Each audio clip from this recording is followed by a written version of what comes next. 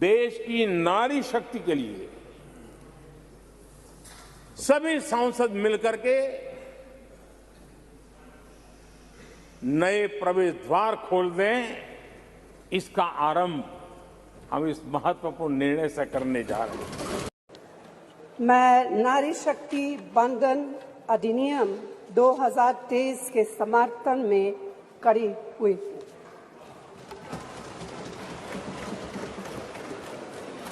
धुएं से भरी हुई रसोई से लेकर रोशनी से जगमगाती हुई स्टेडियम तक भारत की स्त्री का सफर बहुत लंबा है, लेकिन आखिरकार उसने मंजिल को छू लिया है। नए सदन के प्रथम सत्र के प्रथम भाषण में मैं बड़े विश्वास और गर्व से कह रहा हूं कि आज की ये पल, आज का ये दिवस संवत्सरी हो, गणेश चतुर्थी हो, उससे भी आशीर्वाद प्राप्त करते हुए इतिहास में नाम दर्ज करने वाला समय है।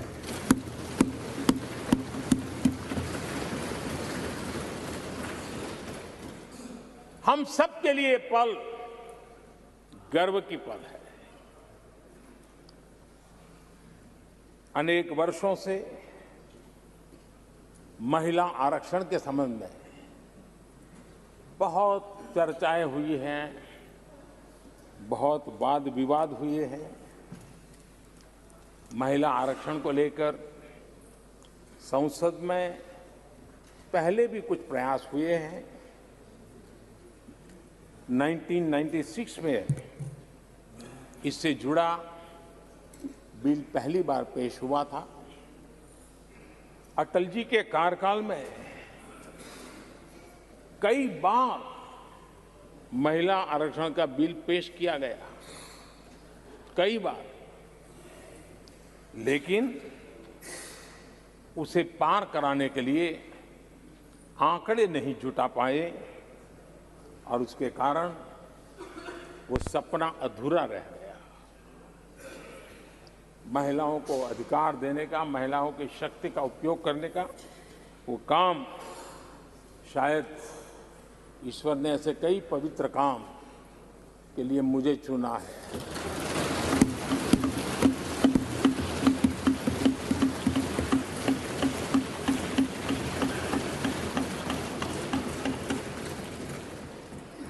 एक बार फिर हमारी सरकार ने इस दिशा में कदम बढ़ाया है। कल ही कैबिनेट में महिला आरक्षण वाला जो विधेयक है उसको मंजूरी दी गई है।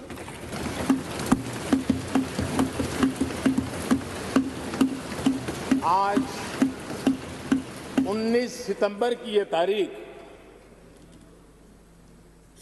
इसीलिए इतिहास में अमरत्व को प्राप्त करने जा रहे हैं।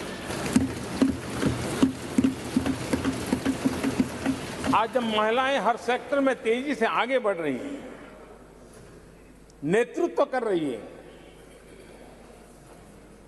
तो बहुत आवश्यक है कि नीति निर्धारण में, पॉलिसी मेकिंग में हमारी माताएं, बहनें, हमारी नारी शक्ति अधिकतम योगदान दें, ज्यादा से ज्यादा योगदान दें। योगदान ही नहीं, वे महत्वपूर्ण भूमिका निभाएं। आज इस ऐतिहासिक मौके पर नए संसद भवन में सदन की पहली कार्यवाही के रूप में, उस कार्यवाही के अवसर पर देश के इस नए बदलाव का आह्वान किया है और देश की नारी शक्ति के लिए सभी सांसद मिलकर के नए प्रवेश द्वार खोल दें, इसका आरंभ हम इस महत्वपूर्ण निर्णय से करने जा रहे हैं। मैं नारी शक्ति बंधन अधिनियम 2023 के समर्थन में खड़ी हुई हूँ।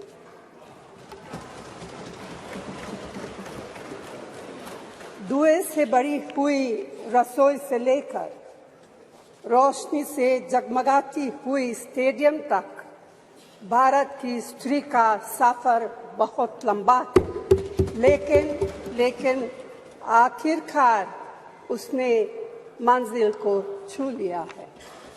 उसने जन्म दिया, उसने परिवार चलाया, उसने पुरुषों के बीच तेज दौड़ लगाई और असीम धीरज के साथ अक्सर खुद को हारते हुए लेकिन आखिरी बाजी में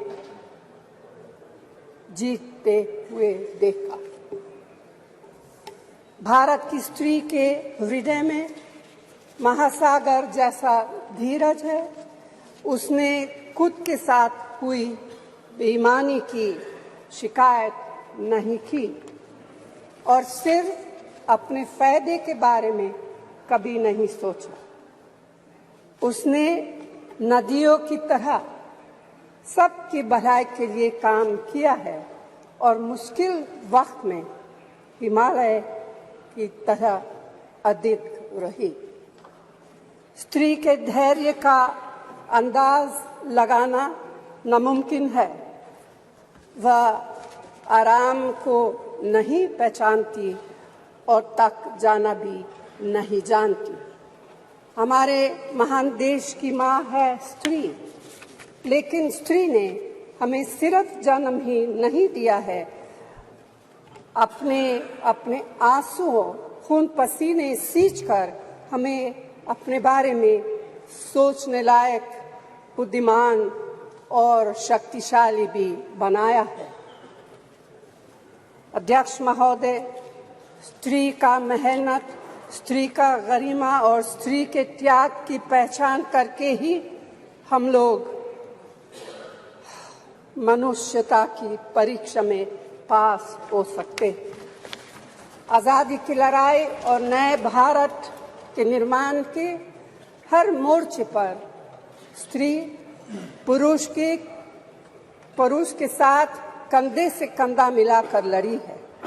वह उम्मीदों, आकांक्षाओं, तकलीफों और घर गृहस्थी के बोझ के नीचे नहीं दबी।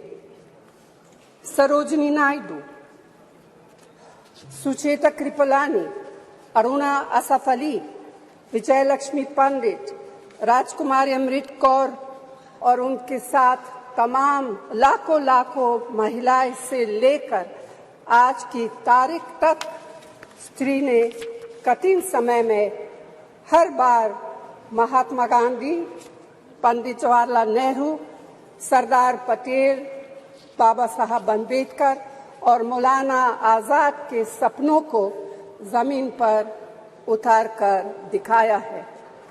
इंदिरा गांधी जी का व्यक्तित्व इस सिलसिले में एक बहुत ही रोशन और जिंदा मिसाल है। अध्यक्ष महोदय, खुद मेरी जिंदगी का यह बहुत मार्मिक क्षण है। पहली दफा स्थानीय निकायों में स्त्री की भागीदारी तय करने वाला संविधान संशोधन मेरे जीवन साथी राजीव गांधी जी ही लाए थे। उन्होंने लाए थे जो राज्यसभा में 7 वोटों से गिर गया था। बाद में प्रधानमंत्री पीवी नरसिम्हा राव जी के नेतृत्व में कांग्रेस सरकार ने ही उसे पारित कराया।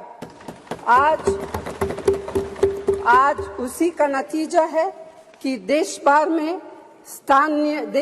के स्थानीय निकायों के जरिए हमारे पास 15 लाख चुनी हुई महिला नेता है। राजीव गांधी जी का सपना अभी तक आधा ही पूरा हुआ है। इस बिल के पारित होने के साथ ही वह पूरा होगा। अध्यक्ष महोदय, कांग्रेस पार्टी इस बिल का समर्थन करती है। हमें इस बिल के पास होने से खुशी है, मगर इसके साथ साथ एक चिंता भी है। मैं एक सवाल पूछना चाहती हूँ। पिछले 13 वर्षों से भारतीय स्त्रियां अपनी राजनीतिक जिम्मेदारी का इंतजार कर रही हैं और अब उन्हें कुछ वर्ष और इंतजार करने के लिए कहा जा रहा है। कितने वर्ष? 2 वर्ष, 4 वर्ष, 6 वर्ष, 8 वर्ष? क्या भारत की स्त्रियों के साथ बर्ताव उचित है? भारतीय राष्ट्रीय कांग्रेस की मांग है कि यह बिल फौरन अमल में लाया जाए, लेकिन इसके साथ ही कास्ट सेंसस कराकर schedule caste, schedule tribe, OBCs की महिलाओं के आरक्षण की व्यवस्था की भी जाए। सरकार को इसे साकार करने के लिए भी जो कदम उठाने की जरूरत है वह उठाने ही चाहिए। अध्यक्ष महोदय, स्त्रियों के योगदान की स्वीकार करने और उसके प्रति आभार व्यक्त करना का यह सबसे उचित समय। इस बिल को लागू करने में और देरी करना भारत की स्त्रियों के साथ घोर नाइंसाफी है। भारतीय राष्ट्रीय कांग्रेस की तरफ से मैं आपके द्वारा सरकार से मांग करती हूं कि नारी शक्ति बंधन अधिनियम 2023 को उसके रास्ते की सारी रुकावटों को दूर करते हुए जल्दी से जल्दी लागू किया जाए। ऐसा करना न सिर्फ जरूरी है बल्कि संभव भी है। धन्यवाद। It's nice to be speaking for the first time in the new house in your presence. I stand in support of the Women's Reservation Bill.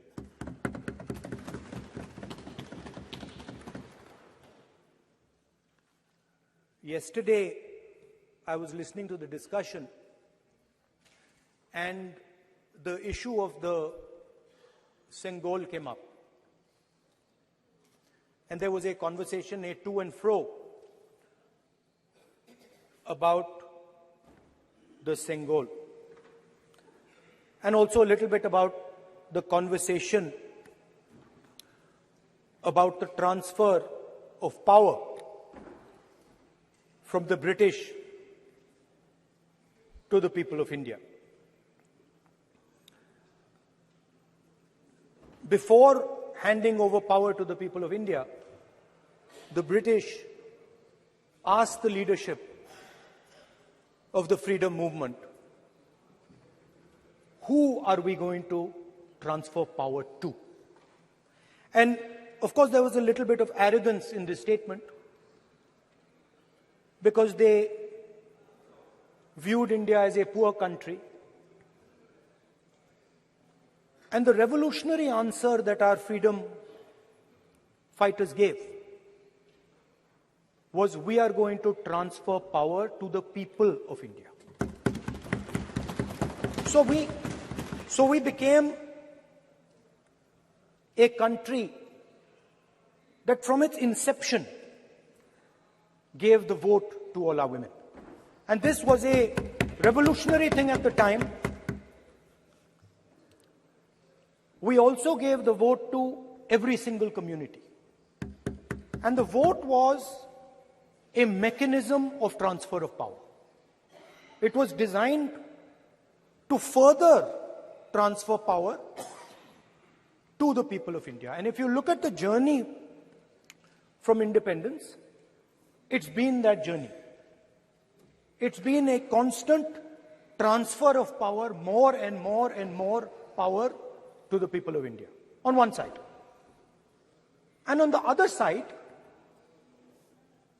the counter idea that take away power from the people of India.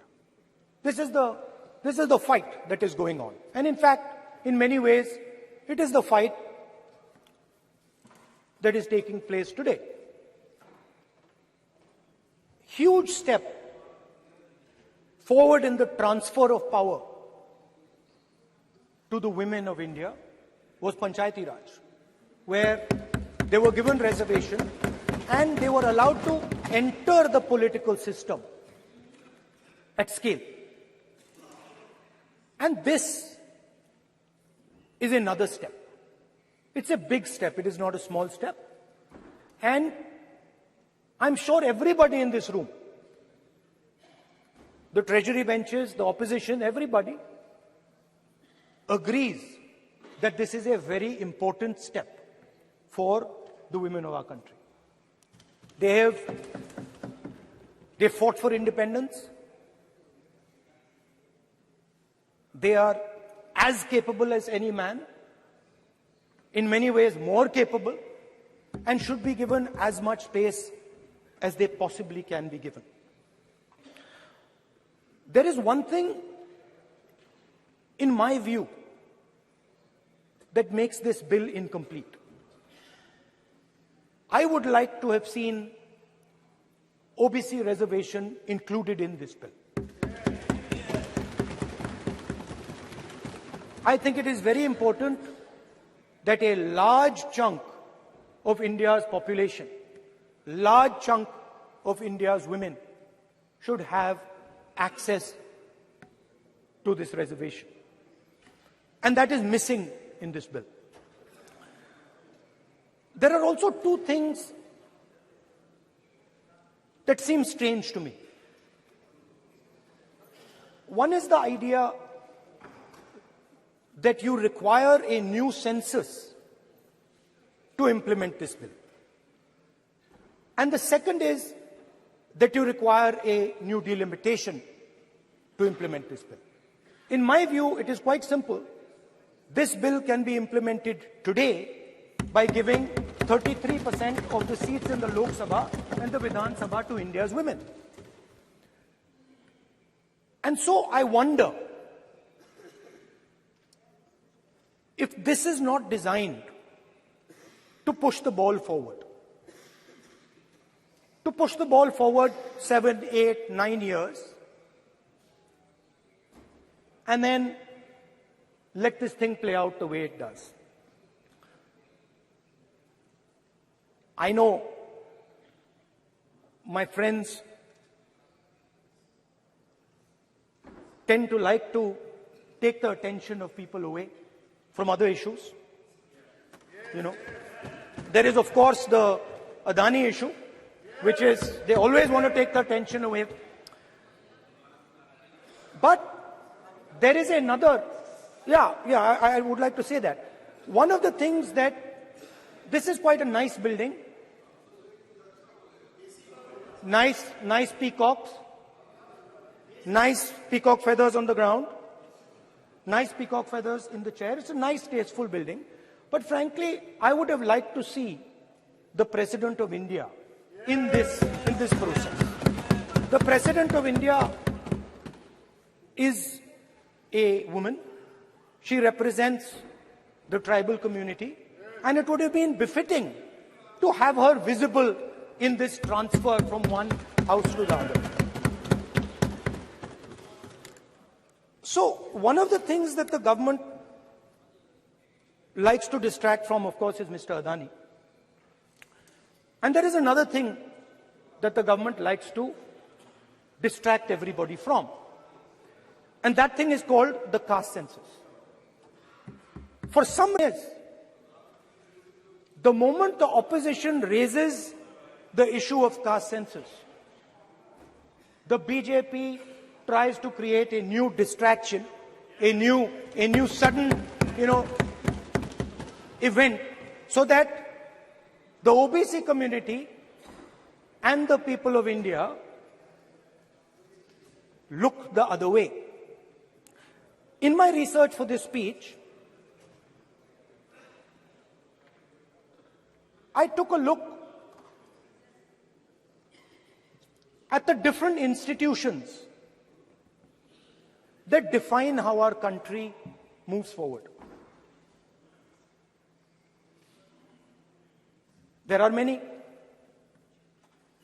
There is the Lok Sabha, Rajya Sabha, Vidhan Sabhas. There is the bureaucracy. There is the press. And there's the judiciary. And I looked with an eye to understand what is the participation of the OBC community in these institutions. मतलब हमारे जो institutions हैं उनमें OBC की भागीदारी कितनी है, ये सवाल मैं पूछ रहा था और मैंने अलग अलग इंस्टीट्यूशंस में थोड़ा रिसर्च किया. जो सेंट्रल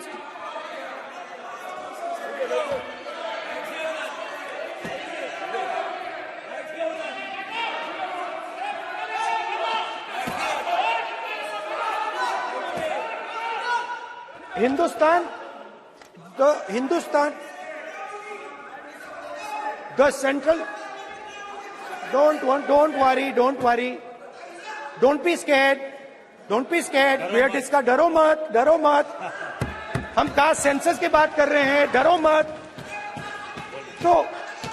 तो मैंने, I checked, simple thing I did. I said, look, what is the most important set of people in the government of India? The people who define how this country is governed. Of course, Lok Sabha and Vidhan Sabha, but beyond that, they are the 90 secretaries of the government of India.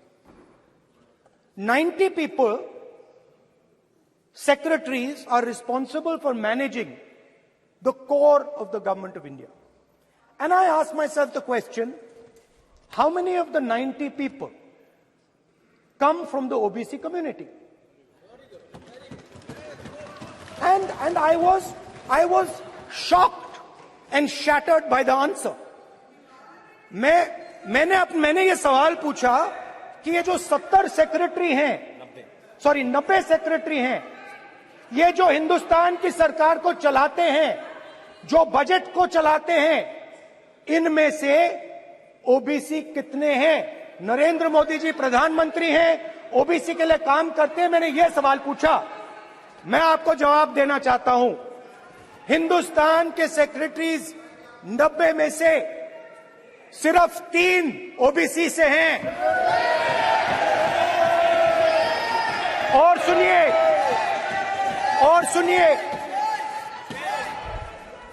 सुनिए, नहीं घबराइए मत, डरो मत. और सुनिए, ये जो सेक्रेटरीज हैं जो ओबीसी कम्युनिटी से हैं, ये हिंदुस्तान के सिर्फ 5% बजट को कंट्रोल करते हैं. मतलब अगर हिंदुस्तान का बजट 44 लाख करोड़ का है, तो ये 2.47 लाख करोड़ मतलब 5% कंट्रोल करते हैं. और सुनिए, मैं कर रहा हूं, मैं वहीं आ रहा हूं.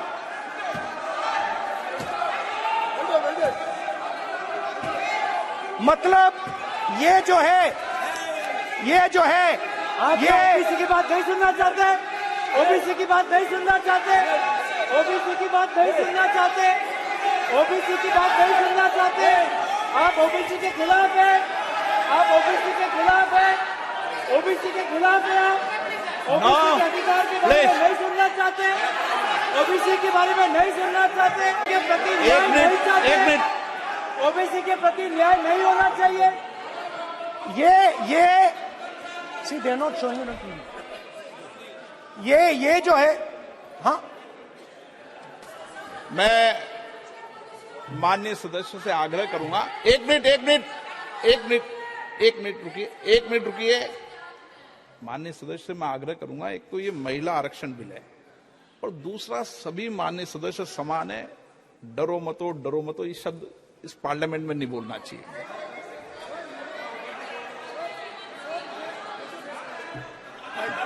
सर, ये जो डिस्कशन है,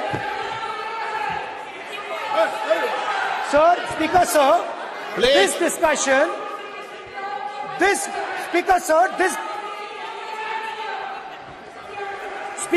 this discussion is about the transfer of power to the people of India.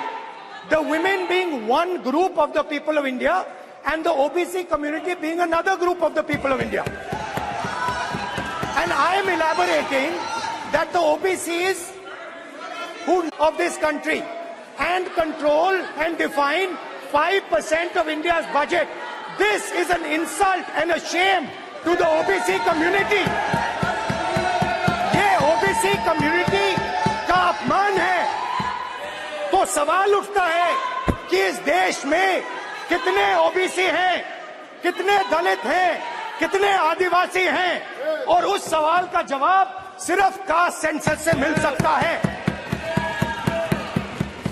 तो मेरा सरकार को एक सुझाव है, सबसे पहले ये जो महिला का बिल है इसको आप पास कीजिए, आज पास कीजिए, ये जो आपके लागू कीजिए, और ये जो डिलिमिटेशन है जो आपने बोला है, और ये जो सेंसस है इसकी कोई जरूरत नहीं है, 33% आप महिलाओं को सीधा दे दीजिए। और दूसरी बात इसको बदलिए, इसको आप बदलिए। कैमरा नहीं है सर, कैमरा नहीं है, आपको ही दिखाएंगे सर, पूरा भाषण में आपको ही दिखाएंगे। ये आप बदलिए। ये जो लिस्ट है ये ओबीसी समाज का अपमान है। 90 लोग हिंदुस्तान के सेक्रेटरी हैं, उनमें से 3 लोग ओबीसी समाज के हैं, 5% बजट को कंट्रोल करते हैं। तो जल्दी से जल्दी आप कास्ट सेंसस कीजिए, जल्दी से जल्दी जो हमने कास्ट सेंसस किया था उसका डेटा आप रिलीज कीजिए, और अगर आप नहीं करेंगे तो हम कर डालेंगे। Thank you. देखिए, जनाक्रोश और जन दबाव क्या क्या करवाता है उसका एक अद्भुत उदाहरण ये जो नारी शक्ति वंदन करके लाए हैं वुमेन रिजर्वेशन बिल, ये उसका एक उदाहरण है। मैं आप सब लोगों को कहना चाहता हूं कि हमारे पार्टी का लालू जी के समय से लगातार एक पक्ष रहा कि जब अगर आपका आइडिया है कि महिला सशक्तिकरण हो, उनका प्रतिनिधित्व बढ़े, तो वो प्रतिनिधित्व आसमानी चीज़ों से नहीं बढ़ेगा। उसके लिए आपको अनुसूचित जाति, जनजाति और ओबीसी महिलाओं को जब तक कोटा विद इन कोटा में आप समाहित नहीं करते हैं, समायोजन नहीं करते हैं, ये सारी बातें बेमानी है। और कमाल की बात देखिए, ये 29 में होगा कि 34 में होगा, कुछ भी क्लियर नहीं है।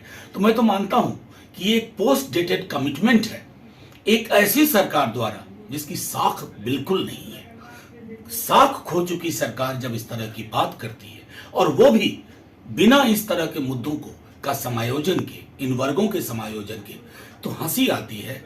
क्या आप सीरियस हैं या ये फ्रॉड कर रहे हैं एक हमारे पूरे की पूरी सोच के साथ, हमारी संवेदनाओं के साथ। नारी शक्ति वंदन विधेयक समाजवादी पार्टी की हमेशा से यह मांग रही है कि पिछड़ा वर्ग महिला तथा अल्पसंख्यक महिला को भी इसमें सम्मिलित किया जाए, इसमें उनको आरक्षण दिया जाए। लोकसभा और विधानसभा में तो यह बिल लागू होगा, लेकिन हम ये पूछना चाहते हैं कि राज्यसभा और विधान परिषद में भी लागू होगा कि नहीं लागू होगा। 13 साल से यह बिल अटका हुआ था सर, और लगभग 1 दशक पूरा होने जा रहा है भाजपा की सरकार को, और इस 1 दशक में जब लगभग पूरा होने जा रहा है तब इस सरकार को महिलाओं की याद आई है। तो आखिर क्यों, जब यह 10 वर्ष पूरे होने जा रहे हैं सरकार को, तो महिलाओं की याद आई है अब? सर, मेरा यह सवाल है कि आने वाले चुनाव में यह लागू हो पाएगा कि नहीं लागू हो पाएगा, और जो विधानसभा के भी चुनाव होने जा रहे हैं, जो 5 राज्यों में होने जा रहे हैं, उसमें यह लागू हो पाएगा कि नहीं हो पाएगा यह महिला विधेयक बिल? सर, सवाल यह भी है कि जनगणना कब होगी, और यह सवाल इसके साथ यह भी है कि यह सरकार जातिगत जनगणना कराएगी या नहीं कराएगी। इसी के साथ सर सवाल यह भी है कि परिसीमन कब होगा, और परिसीमन के आधार पर ही आरक्षण महिलाओं को मिला जाएगा। सर, प्रधानमंत्री जी ने कहा था कि हमें सिद्धि की बात करी थी सर, तो साधना से ही सिद्धि की प्राप्ति होती है, और असली साधना तभी होगी जब हम महिलाओं को उनका पूर्ण आरक्षण देंगे, जब हम ओबीसी महिलाओं को इसमें इंक्लूड करेंगे, जब हम SC/ST महिलाओं को इसमें इंक्लूड करेंगे, और जब हम अल्पसंख्यक महिलाओं को भी इसमें इंक्लूड करेंगे, सम्मिलित करेंगे। क्योंकि प्रधानमंत्री जी खुद 3 तलाक की बात करते हैं, तो मुझे पूरा भरोसा है कि इसमें अल्पसंख्यक महिलाओं का भी मान और पक्ष रखा जाएगा। सर, जहां हम बात कर रहे हैं आज महिला विधेयक बिल की, तो without revolution, evolution is not possible. And for evolution to take place in our country, it is very important that the OBC women get their reservation, that the SC/ST women get their reservation, and that the minorities women also get these reservations, sir. और sir, मुझे पूरा भरोसा है सरकार पर कि Samajwadi party की जो यह मांग है, वो इस पे श्रवण भी करेंगी, मनन भी करेंगी, और इसका निधि ध्यासन भी करेंगी। सर, मुझे पूरी उम्मीद है कि हमारी पिछड़ा वर्ग महिलाओं जो बहुत पिछड़ी हैं, जिनकी आप समझ नहीं सकते कितनी वो पिछड़ेपन से गुजर रही हैं, जैसे निशिकांत दुबे जी ने कहा था वो महिलाओं का दर्द समझते हैं, तो उनको पिछड़ी महिलाओं का भी दर्द समझना होगा। सर, और मेरा अनुरोध है सर कि आप हमारे मोस्ट ऑनरेबल मेंबर को ये कहिए कि वह किसी भी सदस्य का नाम जो सदन में मौजूद नहीं है वो ना लें, और आने वाली कार्यवाहियों में भी ना लें। सर, इन्हीं शब्दों के साथ सर समाजवादी पार्टी की मांग को मैं दोहराते हुए कि पिछड़ा वर्ग की महिलाएं, अल्पसंख्यक महिलाएं और SC/ST महिलाओं को भी आरक्षण मिलना चाहिए, मैं अपनी बात को समाप्त करती हूँ। सर, आजादी के अमृत काल में 75वें साल में नया पार्लियामेंट, न्यू इंडिया, नया भारत, 24 घंटे पहले सब बहुत एक्साइटमेंट थी कि अब एक शाम को लेट इवनिंग को एक कैबिनेट की मीटिंग बहुत सीक्रेसी में, पहले तो किसी को समझ नहीं आई कि ये सेशन बुलाया किस लिए गया, पता नहीं इसको इतना छुपा के क्यों रखा। उसके बाद एजेंडा क्या है, एजेंडा किसी को नहीं दिया। उसके बाद लेट इवनिंग कैबिनेट मीटिंग में क्या हुआ किसी को नहीं बताया। What was this shroud of secrecy for? और जब पता लगा कि विमेन बिल आ रहा है, रिजर्वेशन बिल, तो इतनी एक्साइटमेंट देश में सबने वेलकम किया कि 75 साल बाद eventually we are getting our right. The hopes were built up till there only to be dashed in 24 hours because in the details lies the devil. और वो जो पेपरलेस न्यू पार्लियामेंट में, अब ये कंप्यूटर जो मेरा तो उधर हेडफोन्स भी नहीं काम कर रहा था, so I couldn't hear anything, leave alone read in this, when the details came out that this reservation bill is going to come in after the census takes place, after delimitation. So sir, 1885 के बाद for the first time in the history, जब से ये census का काम शुरू हुआ है, it's the first time the census had been delayed by 2 years. How many more years is it going to be delayed by? किसी को आज तक कोई expiry date नहीं दी है कि इस डेट तक हो जाएगा, हमको नहीं पता। उसके बाद delimitation में कितना टाइम लगेगा वो भी हमको नहीं पता, और उसके बाद reservation bill आएगा। So today there is no final date as to when women will get that 33% of reservation in this house. So what was the urgency to bring in this session and to bring in this bill? जब आपके 2014 और 19 के manifesto में आपने ये 33% reservation order आपने promise किया है, तो 9.5 साल आपको क्यों लग गए इधर लाते हुए? 9.5 साल आप क्या कर रहे थे? और अब आप 6 महीने पहले आप लेके आ रहे हैं ऐसे का बिल जो अगले 5-7 साल तक किसी औरत को उसका हक नहीं मिल सकता। आज आप लड्डू दिखा रहे हैं औरत को, बोल रहे हैं लड्डू आपके लिए है, लेकिन आप इसको खा नहीं सकते, ये यहाँ पे पड़ा हुआ है। तो आप डेट बताइए ना, आप कब तक देंगे? सब कारण ये निशिकांत जी कहते हैं कि 2 साल से सेंसस नहीं हुआ क्योंकि यहाँ पे पेंडेमिक चल रहा था। तो भैया चाइना ने कैसे कर लिया? यूके ने कैसे कर लिया? आप तो विश्व गुरु हैं और विश्व गुरु एक सेंसस नहीं करा सकता। इसका जवाब क्यों नहीं देते? ऐसे फालतू के जवाब यहाँ से मिल रहे हैं। 2 साल से सेंसस नहीं हुआ, डिलिमिटेशन का, और यही कारण है सर कि यह जुमलाबाजी हमेशा चलती रहती है। हर सरकार आती है इलेक्शन से पहले ये औरतों के वोट लेने के लिए। मैं तो यही कहूंगी कि इसी कारण करके अब स्टैटिस्टिक्स को आप देखिए, ग्लोबल जेंडर गैप 23 रिपोर्ट कहती है India is 127 out of 146 nation. Bhutan और नेपाल और चाइना से भी पीछे हमारे देश है। Gender equality index 22, India is 122 out of 164। कहते हैं 2 साल लग जाएंगे जब तक ये जेंडर इक्वालिटी होएगी सर। और सर, क्राइम अगेंस्ट वुमेन, क्यों इस सदन में इस चीजों के बारे क्यों नहीं कभी चर्चा होती है? पिछले 5 साल में क्राइम अगेंस्ट वुमेन 26% बढ़ा है। इसीलिए तो सब मणिपुर में एक औरत के ऊपर ऐसी हरकत होती है और 3 महीने तक सरकार मुंह नहीं खोलती, आखिर में नो कॉन्फिडेंस मोशन करके ही मुंह खोलती है। हरियाणा का मिनिस्टर सेक्सुअल असॉल्ट के लिए अक्यूज है, लेकिन कैबिनेट स्टेटस में अभी एंजॉय कर रहा है। वुमेन रेसलर्स जो इतने बड़े बड़े हमारे मेडल लेके आती हैं, महीनों से बैठी हुई हैं, लेकिन बाहुबली अभी तक इधर बैठे। और बिल्किस बानो के रेपिस्ट को तो संस्कारी कह के इनके जो लीडर्स हैं स्टेज पे चढ़ा के उनको मान देते हैं। Sir, this house 306 MPs have criminal cases like love, rape, murder and kidnapping. 45% of them are from the ruling party. ये बेटी बचाओ है तो बोलना क्या है करते sir? Literacy rate in our country is 65%, 20% lower than the global average sir.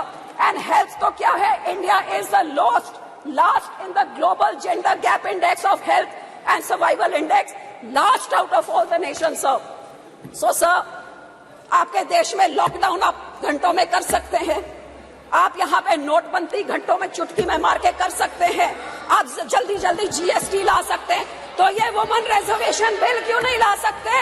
ये क्यों नहीं ला सकते? इसका जवाब दे कि 9.5 साल से क्यों नहीं लेके आए, और अब जब लाए हैं तो ये अगले इलेक्शन से इम्प्लीमेंट आप क्यों नहीं कर रहे? इसका जवाब दे।